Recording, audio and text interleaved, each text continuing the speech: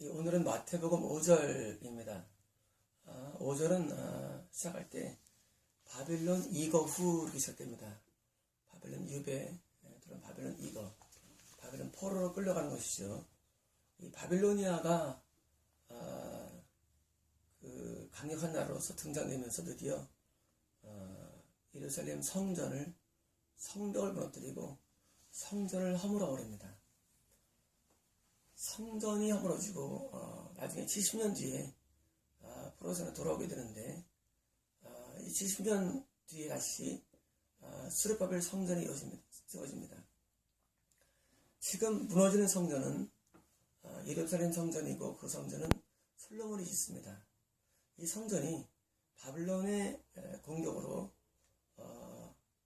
무너지고 70년 동안은 성전이 없는 상태가 됩니다. 영적으로 볼 때 이 바빌론은 뭘 말하냐면 강력한 음부, 마귀의 세력을 말합니다. 제가 계시록 강의할 때 바빌론은 제가 음부라고 말씀드린 적 있죠. 큰 바빌론, 음부, 현재 지역이죠. 지금의 지역은 마귀가 털을 잡고 마귀가 거기서 활동하는 무대가 됩니다. 그래서 여기서 바빌론의 침략은 영적인 공격을 말하며 이것은 동시에 믿는 자들이 구원을 받지 못하는 심각한 상황을 초래하는 것을 의미합니다. 다윗은 훌륭한 사람이기 때문에 하나님의 큰 상을 받지만 솔로몬은 간신히 턱걸이로 구원을 받고 그다음 르호보암부터는 구원과 또는 이제 지옥이 번거로 이어지다가 드디어 나중에는 바벨론에 끌려가는 영적으로 드디어 지옥에 들어가는 상황이 벌어집니다. 지금 하나님의 나라가 상실되는 것입니다. 다윗을 통해 이루어진 나라가 솔로몬 때 남부가 나눠지고 북이스라엘은 영적으로 아주 쇠약해버리고 구원이 많이 일어나지 않고 남유다와 그리고 베냐민 지파로 연결된 남유다는 드디어 바빌론에 의해서 패망당한 것은 이것은 시대적으로 구원이 일어나지 않는 말세에 일어나는 현상입니다. 말세에는 구원이 일어나지 않습니다. 지금 시대입니다. 성전이 무너지는 것은 눈에 보이는 교회가 사라지는 것이 아니고 성전이 무너지는 것은 눈에 보이는 성지자가 없어지는 것이 아니고 구원이 사라지는 것이고 진짜 예배가 사라지는 것입니다. 예배가 사라지면, 예배가 무너지면 구원이 상실되어 버립니다. 예배가 얼마나 중요하냐면 예배를 잃어버리면 구원이 유지가 안 됩니다. 과거에 구원을 받았다 할지라도 예배를 잃어버리면 구원을 받을 수가 없습니다. 유지가 안 됩니다. 왜냐하면 예수 안에 머물게 하는 게 바로 예배이기 때문입니다. 우리는 말씀을 통해서 예배를 통해서 예수님 안에 들어옵니다. 거듭남으로 주님 안에 들어옵니다. 이것이 천국입니다. 그리고 바로 다시 말하면 지금 역사적으로 있는 이 유다는 천국이며 예수 아닙니다. 그런데 이 예수 아니라는 이 천국이 바빌론이라는 마귀의 공격으로 성전이 무너진다는 얘기는 지금 믿는 사람이 예수 안에서 밖으로 이탈됐다는 사실입니다. 예수 밖은 지옥입니다. 이 땅에서의 천국은 예수 아니며 이 땅에서의 지옥은 예수 밖입니다. 남유다는 하나님께서 보실 때 유일한 자기 백성입니다. 이 백성이 바벨론이라는 마귀 세력에 의해서 짓밟히는 것입니다. 영적인 짓밟힘은 구원의 상실을 초래하는데 성전이 무너지는데 예배가 무너지는데 어떤 식으로 무너뜨릴까요? 현재는요. 자, 이런 것입니다. 대환란이 온다. 말세. 굉장히 그렇답니다. 대환란이 온다. 통합정부가 들어서가지고 우리는 고통당하고 공분을 당해. 자, 대환란이 때 감축돼야 돼. 그러면 크리스천의 모든 생활들은 하나님께 나아가서 말씀대로 살고 은혜로 살려는 마음에서 벗어나서 드디어 글로 우리 생각이 몰립니다. 자, 대환란 올 거야. 우리는 준비해야 돼. 도망쳐야 돼. 이게 마귀입니다. 대환란은 육조로 오질 않습니다. 대환란은 고문이 아니고 대환란은 전쟁이 아닙니다. 대환란은 우리의 영혼을 유린시키는 영적인 환란입니다.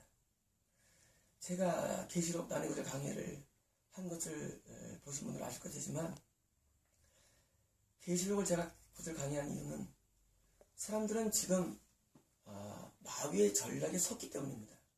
마귀는 지금 자기가 우리 현재 있는 크리스천들 공략하는 방법으로 성경에 있는 내용을 들어가지고 그것을 왜곡시켜서 우리의 생각을 딴 데 집중시키는데 전혀 엉뚱한 내용들을 부각시키고 믿게 만드는 것입니다.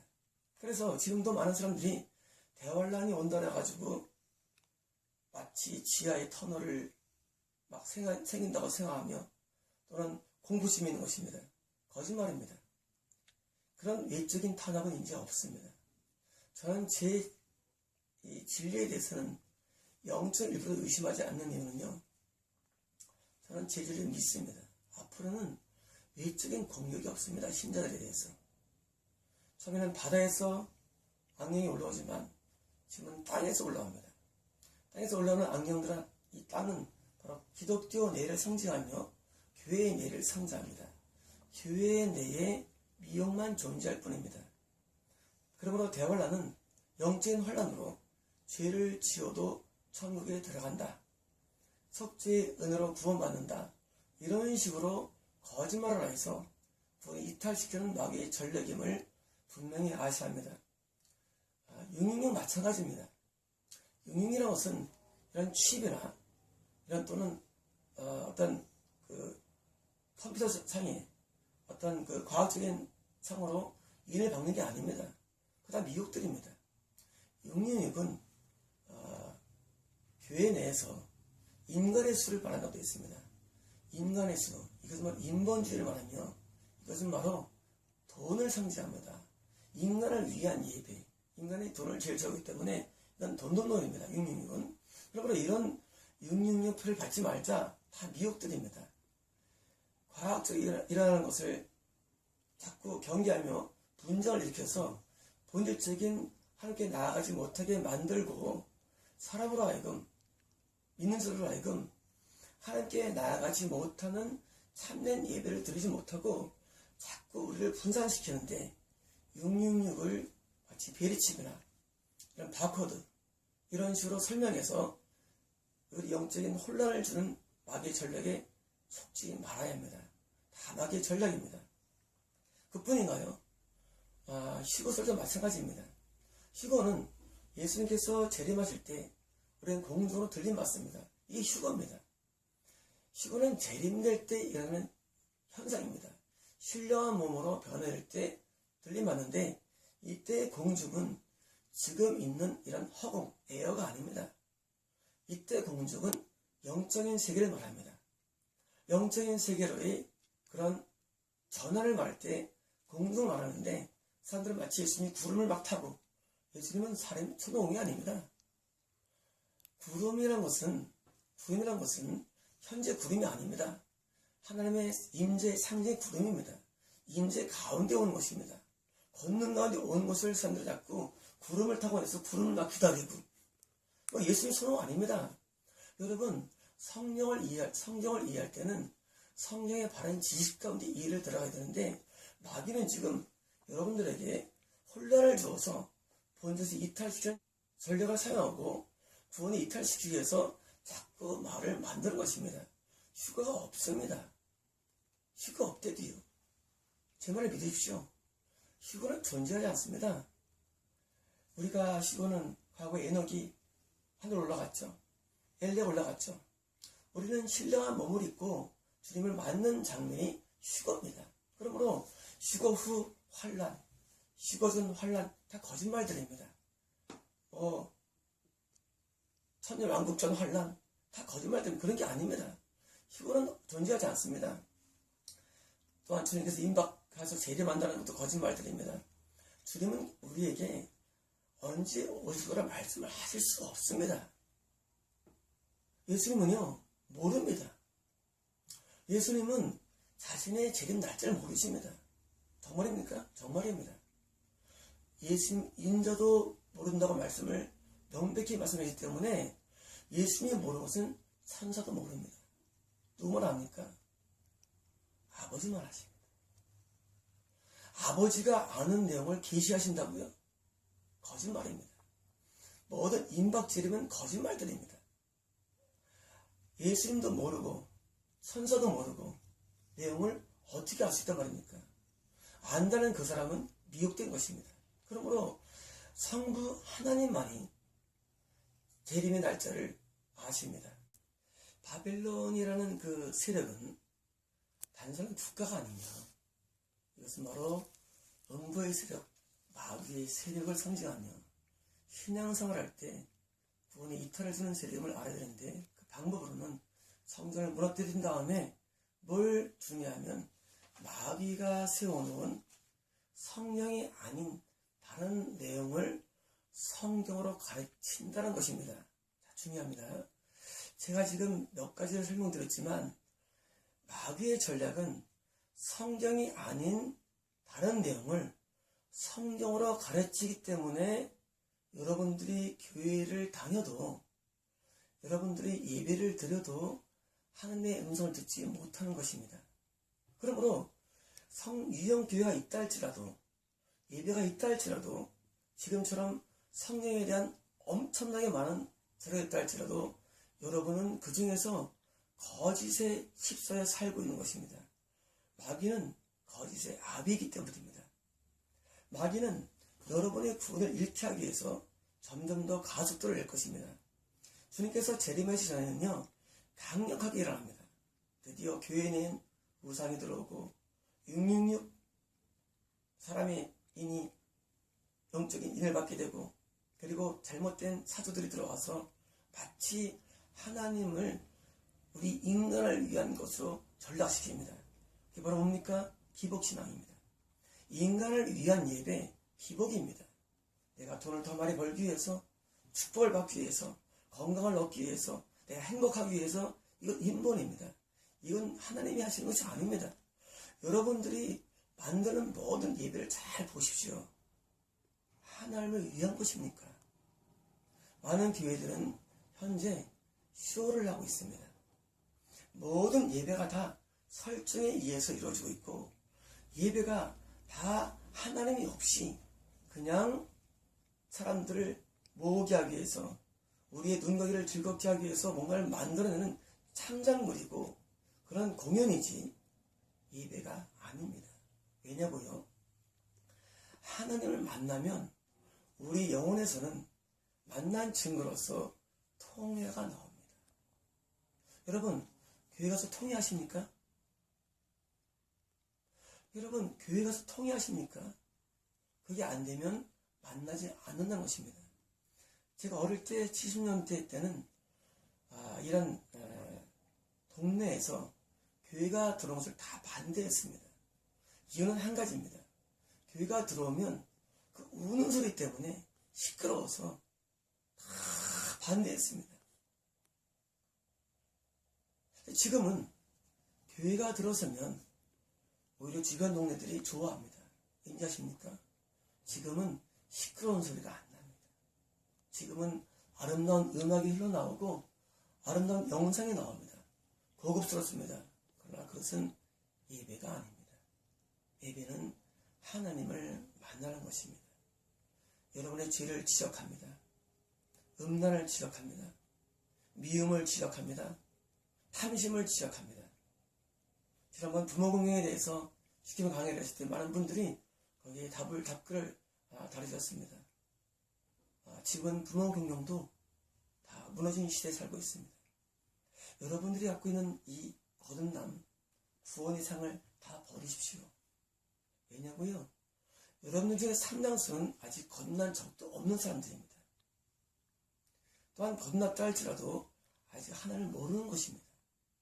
하나님을 알게 되면 하나님의 계명이 항상 마음에 들어옵니다. 자, 생각해보시오. 부모님은 자녀를 키울 때 빨간불에 서 있어라, 파란불 때 건너가라, 자조심하라, 잔소리 하십니다. 어느 부모가 자녀한테 내가 너에게 뭐 사줄게, 뭐 해줄게 말씀하십니까? 아닙니다. 자녀의 안전을 위해서 항상 권고하며 책망하며 훈계합니다. 여러분, 책망과 훈계와 바라보게 함이 없는 설교들은 거짓말들입니다. 그건 참된 부모가 아닙니다.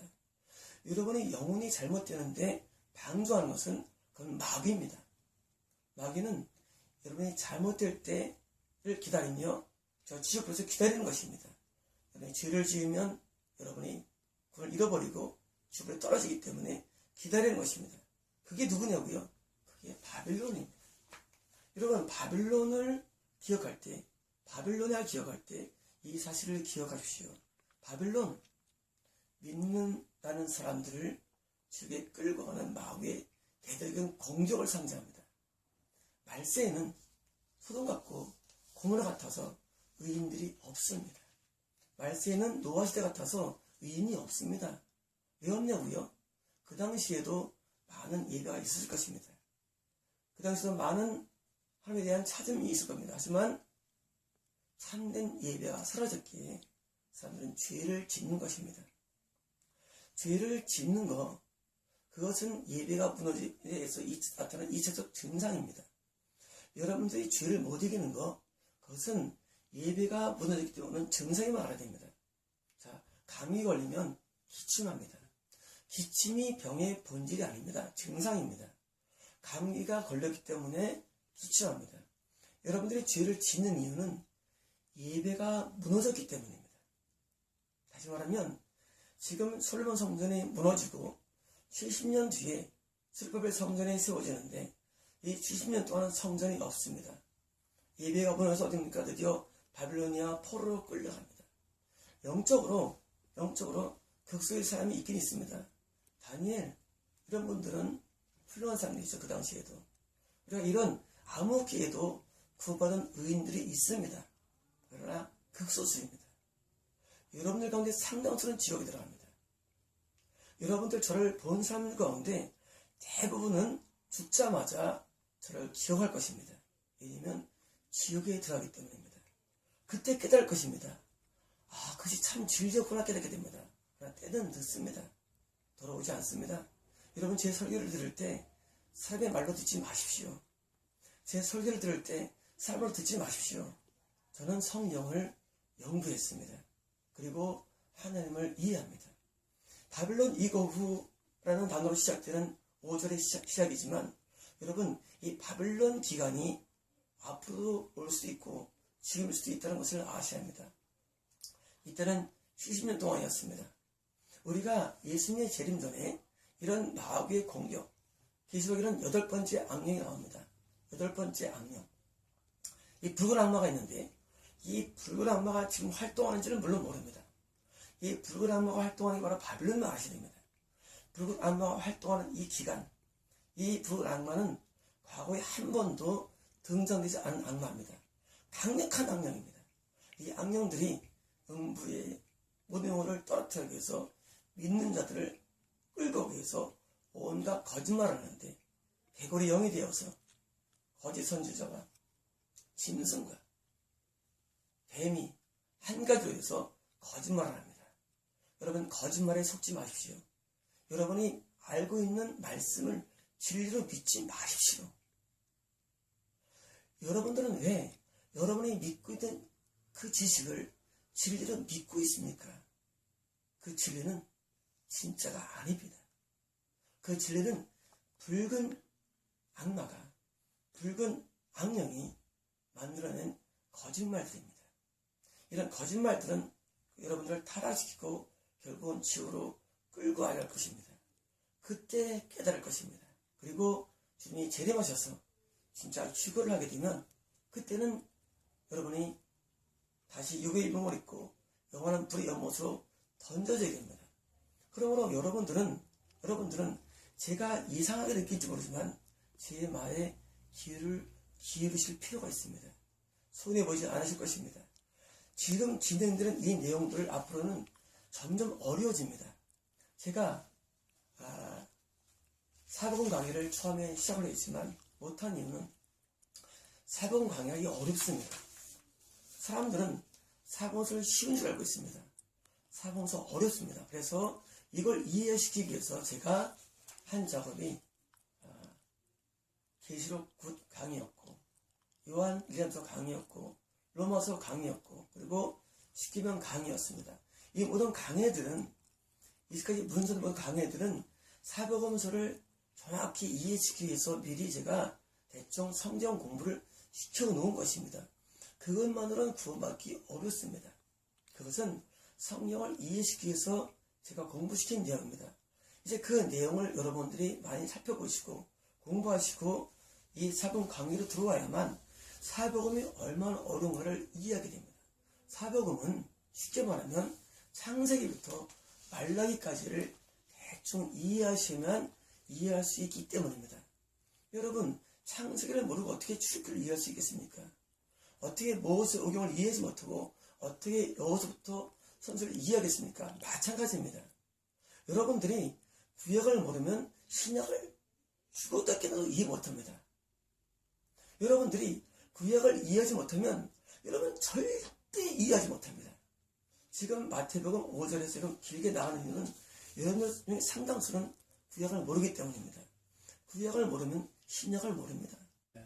바벨론 이거 후 여고냐는 스알디엘을 낳았으며 스알디엘은 스룹바벨을 낳았으며 스룹바벨은 아비훗을 낳았으며 아비훗은 엘리야김을 낳았으며 엘리야김은 아소를 낳았으며 아소는 사독을 낳았으며 사독은 아킴을 낳았으며 아킴은 엘리훗을 낳았으며 엘리훗은 엘리아사를 낳았으며 엘리아사는 마탄을 낳았으며 마탄은 야곱을 낳았으며 야곱은 마리아의 남자 요셉을 낳았으며 그녀에게서 그리스도라는 예수님이 나셨습니다.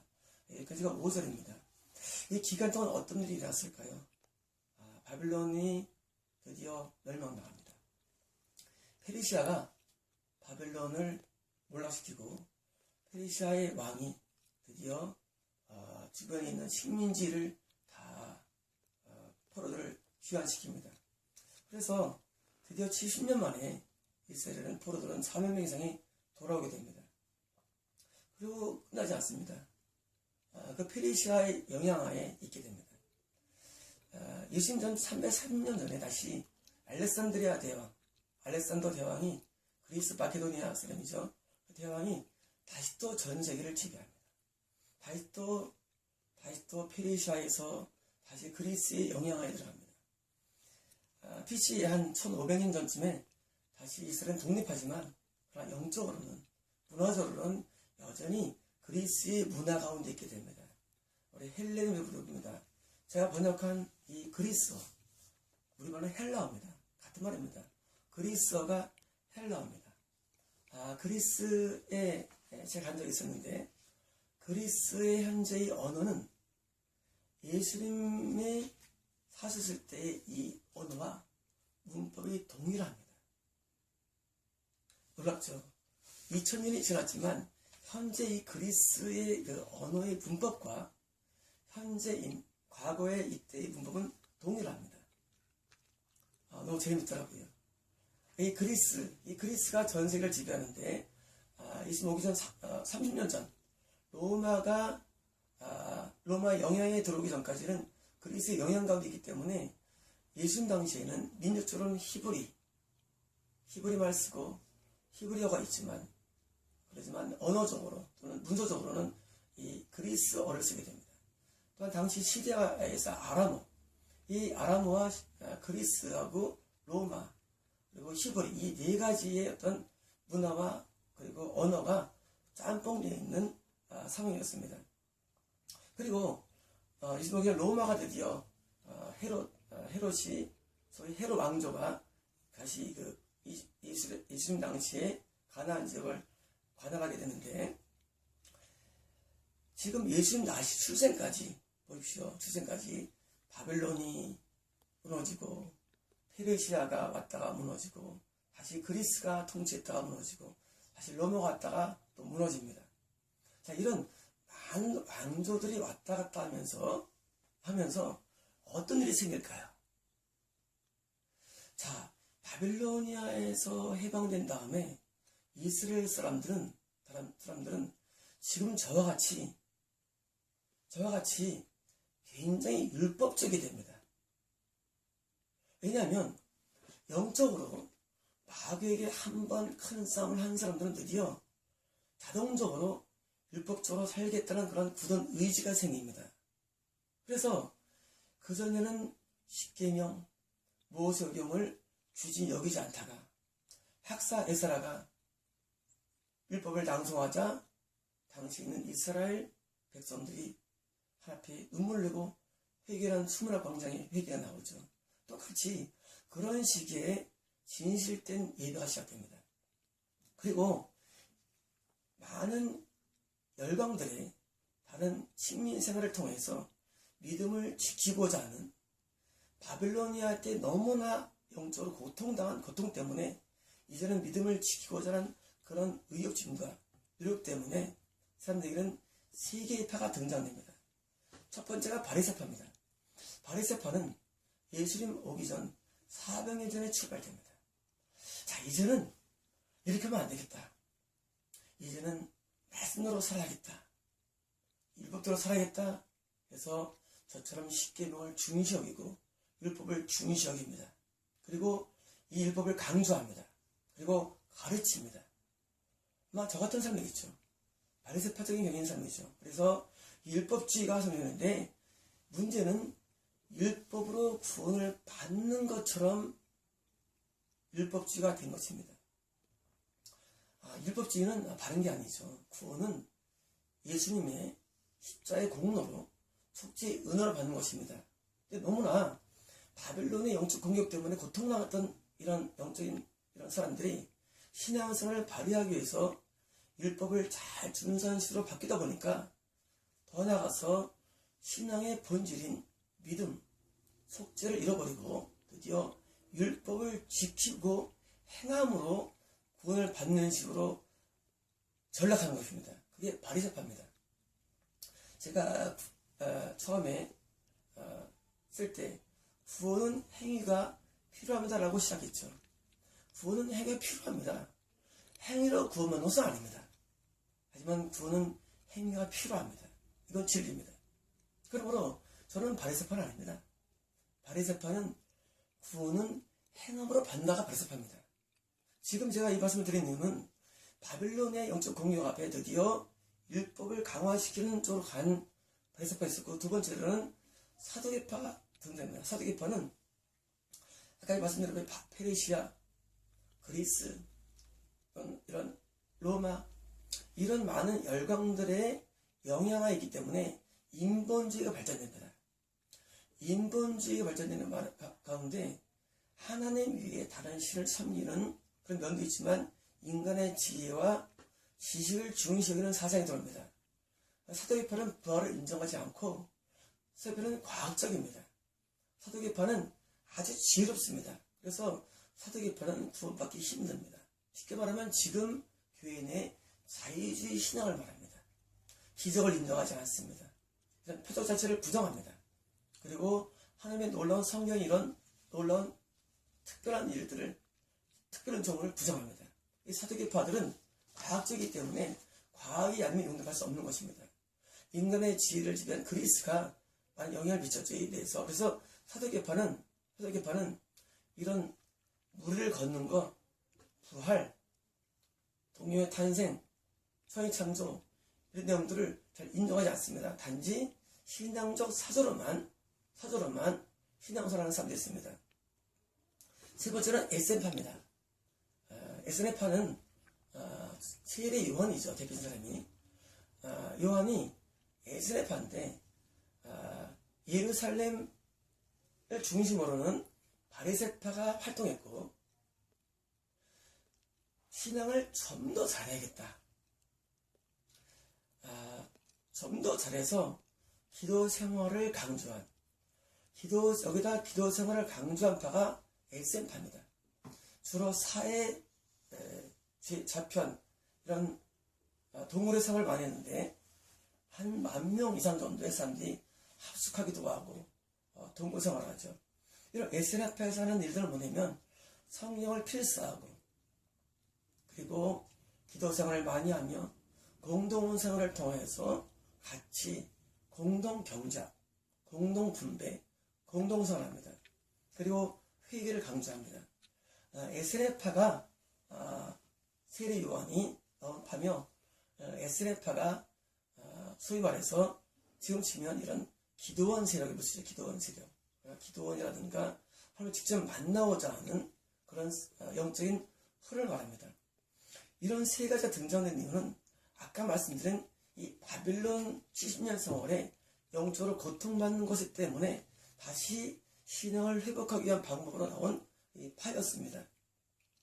이 말씀을 왜 드렸냐면, 자, 지금 있는 이 5절에 있는 사람들은 다 그 가운데 있는 사람을 말씀드리는 것입니다. 여러분, 이 5절이란 이 사람들은 다 이 바벨로니아, 페르시아, 그리스, 그리고 로마, 이런 시대된 사람들이고, 또 한 가지 이 안에 있는 사람들은 바리새파나 에세파나 사두개파의 영적인 영향에 있던 사람을 알아야 됩니다. 5절 안에 있는 많은 것이 있는데 이 5절 속에 있는 사람들은 개별적으로 알지 못하지만 이 사람들은 이런 영향 가운데 있습니다. 여러분, 중요합니다. 시대마다 영적인 영향을 미치는 사조가 있습니다. 여러분, 영적인 사조가 지금 여러분에게 영향을 미치는 파가 어떤 파입니까? 그 영적인 영향을 미치는 파에서 여러분들은 많이 신앙이 좌우된다는 것입니다. 바꿔 말하면 지금 현재의 큰 교회, 현재의 신앙 흐름이 다가 아닙니다. 아담서부터 지금까지는 아주 많은 영적인 흐름이 있어 왔습니다. 여러분께서 현재 이 영적 흐름이 전부가 아니라는 것입니다. 그러므로 여러분은 여러분이 현재 갖고 있는 영적인 흐름을 줄기를 잘 이해해야 됩니다. 저는 무슨 파냐고요? 저는 에스네파입니다. 저는 에스네파로 마음을 규친 지가 오래된 사람입니다. 저는 말씀을 해석하며, 저는 언어를 해석하며, 그리고 기도 생활을 하는 에스레파입니다. 그리고 하나님과 직통적으로 만나고자 애쓰는 그런 사람입니다. 그래서 개인적인 신앙은 다른 말씀을 제가 드리려고 합니다. 이 5절 뒤에서 드디어 야곱을 낳았으며, 야곱은 마리아의 남자 요셉을 낳았으며, 그리고 그녀에게서, 여자에게서, 자, 아담의 가서는 약속이었죠. 여자의 후손이 뱀의 머리를 깰 것이며, 그녀에게서, 자, 성경은요, 한 마디도, 그리고 한 획도 하나님의 감동으로 되었기 때문에 그냥 쓴 것이 하나도 없습니다. 그녀에게서, 만약에 아담에게 말씀 약속이 없었다면 분명히 요셉에게서 예수님이랄 텐데, 그녀에게서, 물론 동료 탐사를 말하죠. 그녀에게서 그리스도라는, 그리스도는 뭡니까? 그리스도는 메시아입니다. 우리번에 메시아 뭡니까? 메시아는 왕입니다. 자, 다윗 왕입니다. 왕은 이 땅에서 말하는 그런 호칭입니다. 영적인 세계에서 왕은 뭡니까? 그리스도입니다. 자, 다윗에게 왕이라는 칭을 붙여줬죠. 드디어 이제 예수님은 우리의 왕입니다. 어떤 왕입니까? 영적인 말로는 그리스도입니다. 육적인 표현으로는 왕입니다. 그리스도 뭡니까? 통치자입니다. 자, 이제 중요합니다. 예수님이 나셨다는 것은 이제까지 통치가 없던 어떤 세계였는데 드디어 새로운 통치의 시작을 의미합니다. 자, 새로운 통치가 시작됩니다. 다윗 왕 때 다윗의 통치로 이스라엘이 번영화했고, 다윗 통치로 이스라엘이 풍요로웠으며, 다윗 통치로 이스라엘은 강성 대국이었습니다. 자, 이제 새로운 통치자가 왔습니다. 누굽니까? 여기 보니까 예수님입니다. 예수님이 우리에 온 것은 통치자로 오신 것입니다. 왕으로 오신 것입니다. 어딜 통치합니까? 통치는 바로 지금의 천국을 통치하십니다. 어디 통치하십니까? 지금의 이 땅을 통치하십니다. 어디를 통치하십니까? 음부를 통치하십니다. 음부의 권세를 갖고 계십니다. 이 땅의 권세를 갖고 계십니다. 선구의 권세를 갖고 계십니다. 예수님의 출생, 예수님의 나심은 새로운 통치이며 새로운 메시아 통치이며 이것은 다윗 시절처럼 새로운 것이 온 것입니다. 자, 이 출생 앞에 많은 시각이 생깁니다. 그 당시 유대 종교 지도자들은 예수님을 부정했습니다. 그 당시 민중들은 정치인 통치로 생각했지만 그것은 아니었습니다. 이 통치는 영적인 통치입니다. 예수님의 신약시대 통치는 영적인 통치이며 그 통치가 지금 우리가 사는 현재임을 아십시오. 현재는 예수님께서 메시아로 통치하는 것입니다. 예수님은 하나님의 예수님이라는 이름을 붙여줬죠. 예수라라. 예수님은 하나님의 일반 명칭입니다. 사람의 이름이죠. 그리스도나 메시아는 그 직함. 박정희 뭡니까? 대통령이죠. 대통령이 그리스도에 대한 직함이고 박정희가 인물입니다. 자, 예수님은 누굽니까? 그리스도이십니다. 그리스도라는 말에 더 깊은 뜻은 뭔지 아십니까? 그것은 바로 하나님의 아들입니다. 하나님의 아들이 그리스도라는 이름의 원 배경입니다. 자, 하나님을 믿는다는 것, 그것은 성모 마리아를 통한 것이 아닙니다. 하나님을 믿는다는 것, 그것은 바로 그 아들 그리스도를 통하는데 예수님을 통해서 믿는 것입니다. 그래서 구약은 전부 다 예수님에 관한 예언이며 신약은 다 예수님이 오신 예수님에 대한 말씀입니다. 지금 우리는 오신 예수님을 믿고 있는 것입니다. 다 똑같습니다. 아담 때부터나 모세 때나 예수님 때나 지금 똑같습니다. 우리가 믿는 믿음의 대상은 바로 하나님의 아들, 바로 그리스도 예수님입니다. 그러므로 우리의 믿음이 본질은 하나님을 믿는데 하나님을 믿는 방법으로서 우리에게 예수님께서 오신 것이고 지금 예수님 오신 이후로는 모두가 다 예수님을 믿어야 됩니다. 예수님을 믿지 않고 믿는 하나님에 대한 모든 신앙은 거짓입니다. 제가 서론에 말씀을 드렸지만 예수님을 믿지 않는 모든 신앙은 다 거짓입니다. 그러므로 자칭 예수, 하나님만 믿겠다, 마리아를 통한 신앙, 또는 알라 신앙, 또는 개별적인 자기 어떤 신앙, 다 거짓입니다. 이제 믿음은 바로 예수님을 믿는 것입니다. 구약 때도 예수님의 그림자가 많이 보였습니다. 여러분 아실 겁니다. 구약에서 모든 내용들은 다 예수님의 그림자입니다. 구약 어디를 보더라도 예수님이 없는 게 없습니다. 시편에도 예수님이 순환이 나오고 고난이 나옵니다. 그리고 모든 이런 구약의 모든 제사 양식에도 예수님이 나오고 성막에도 예수님이 나오고 성전에 예수님이 나오고 다 예수님 얘기입니다. 그러므로 우리가 지금 믿는 이 성경 신앙은 예수님의 퍼즐임을 알아야 됩니다. 예수님이라는 본질을 우리는 믿는데 그 퍼즐로 나아갑니다. 그러므로 이제 여러분과 저는 예수님을 믿는 것입니다. 예수의 이름은 하늘과 땅과 음부의 권사자입니다. 이제 이 예수님의 이름으로 하나님 앞에 나아갑니다. 그럼 우리는 예수님을 찬양하며 예수님을 높여드리며 예수님께 나가는 예배를 드려야 됩니다. 예수님이 하나님의 아들 그리스도십니다.